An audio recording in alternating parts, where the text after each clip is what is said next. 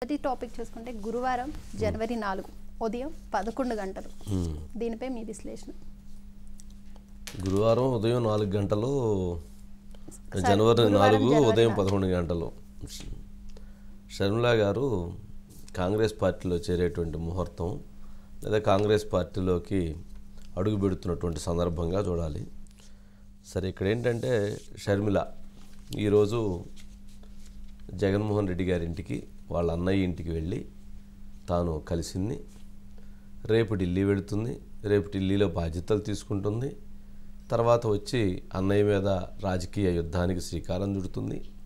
ఈ సందర్భంగా అసలు వైఎస్ఆర్సీపీ పార్టీలో ఏం జరుగుతుంది, కాంగ్రెస్ పార్టీలో ఏం జరగబోతుంది, జగన్మోహన్ రెడ్డి దగ్గర ఏం జరగబోతుంది, షర్మిల దగ్గర ఏం జరగబోతుంది, ఈ రాజకీయ పరిణామాలను ఒక్కసారి కనుక మనం గమనిస్తే, నెంబర్ 1 ఎవరైతే షర్మిల రేపు ఢిల్లీలో షర్మిలకి ఏ పదవి ఇవ్వబోతున్నారు, ఆంధ్రప్రదేశ్ పిసిసి బాధ్యతలని షర్మిలకి ఇస్తారా, లేక ఆంధ్రప్రదేశ్ వర్కింగ్ ప్రెసిడెంట్ బాధ్యతలని షర్మిలకి ఇస్తారా, లేక ఏఐసిసిలో తనకి ప్రాతినిధ్యం కల్పించి ఏపీ ఇన్ఛార్జ్ హోదా బాధ్యతలను అప్పచెప్తారా, లేక సిడబ్ల్యూసి బాధ్యతల్ని ఏమైనా అప్పచెప్తారా, వీటితో పాటు రాజ్యసభ స్థానం ప్రత్యేకంగా ఏమైనా ఉంటుందా, ఇవి కాకుండా రేపు ఆంధ్రప్రదేశ్లో కనుక కాంగ్రెస్ పార్టీని అధికారంలోకి తీసుకొస్తే తనకి ముఖ్యమంత్రి స్థానం, ముఖ్యమంత్రి కుర్చీ ఇస్తాము, ముఖ్యమంత్రిగా ప్రకటిస్తాము, ముందుగానే మీకు అటువంటి అనౌన్స్మెంట్ చేస్తాము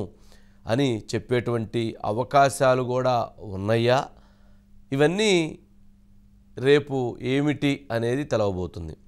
రేపు కనుక వాయిదా పడితే మరలా భవిష్యత్తులో అది ఎప్పుడు అనేటువంటిది మరొక సంకట స్థితి ఏర్పడుతుంది. రేపటి రాజకీయాన్ని మాత్రం మనం గమనించినప్పుడు రేపు తను కాంగ్రెస్ పార్టీలో చేరుతుంది. ఏదైతే తను చెప్పినట్లుగా వైఎస్ఆర్టీపీ పార్టీని ఇప్పటికే తాను కాంగ్రెస్ పార్టీలో విలీనం చేస్తున్నానని ప్రకటించింది. సరే, వైఎస్ఆర్టీపీ విలీనం తర్వాత తను ఇప్పుడు కాంగ్రెస్ పార్టీలో ఆంధ్రప్రదేశ్ బాధ్యతల్లోకి వెళ్ళబోతుంది. ఆంధ్రప్రదేశ్ బాధ్యతల్లో ఏ అవకాశం తనకుంది, ఏపీ పిసిసి చీఫ్గా కనుక తన బాధ్యతలు అప్పచెప్తే ఆంధ్రప్రదేశ్లో ఉన్నటువంటి కాంగ్రెస్ పార్టీ నాయకత్వం అంతా కూడా తన నేతృత్వంలో, తన అడుగుజాడల్లో, తన డైరెక్షన్లో నడవాల్సినటువంటి అవకాశం ఉంటుంది. అలా గనక వర్కింగ్ ప్రెసిడెంట్గా కానీ లేకపోతే స్టార్ క్యాంపెయినర్ అని ఇంకో పదవి కూడా ఉంటుంది, స్టార్ క్యాంపెయినర్. మరి ఆ స్టార్ క్యాంపెయినర్గా ఇచ్చినా కూడా తను ఆ స్టార్ క్యాంపెయినర్ బాధ్యతను కూడా నిర్వర్తించేటువంటి అవకాశం. సరే, ఏదైనా కానీ తను ప్రకటించేసింది వెళ్ళిపోతున్నాను, కాంగ్రెస్ పార్టీలో చేరిపోతున్నానని. చేరిన తర్వాత ఏ పదవి ఇస్తారు, ఏ బాధ్యతలు ఇస్తారు, ఎటువంటి తనని ఏ రకంగా ఉపయోగించుకుంటారు అనేటువంటిది మాత్రం రేపు స్పష్టమయ్యేటువంటి అవకాశం ఉంది. రేపు కనుక రేపు ఆల్మోస్ట్ రేపే వాటికి సంబంధించి అనౌన్స్మెంట్స్ కూడా ఉంటాయని చెప్తున్నారు. అయితే ఒక ముఖ్యమైన అంశం ఏంటంటే, రేపు షర్మిల ఢిల్లీ వెళ్ళి ఏపీ బాధ్యతల విషయంలో తను చేరబోతుంటే రేపు అదే సమయానికి రేవంత్ రెడ్డి, తెలంగాణ ముఖ్యమంత్రి, తెలంగాణ పిసిసి అధ్యక్షుడు రేవంత్ రెడ్డి కూడా ఢిల్లీలో ఉండబోతున్నారు. రేపు ఏఐసిసి మీటింగ్లో ఆయన పాల్గొనబోతున్నారు. అదొక కీలకమైనటువంటి అంశం. మరి రేపు ఎవరైతే జగన్మోహన్ రెడ్డి గారు ఇక్కడ కేసీఆర్ గారిని కలవటానికి, మాజీ ముఖ్యమంత్రి కేసీఆర్ గారిని కలవటానికి రేపు ఆంధ్రప్రదేశ్ ముఖ్యమంత్రి రేపు ఇక్కడికి వస్తూ ఉన్నారు. మరి ఇవన్నీ కూడా రాజకీయ పరిణామాలు ఇవన్నీ రేపు జరగబోతూ ఉన్నాయి.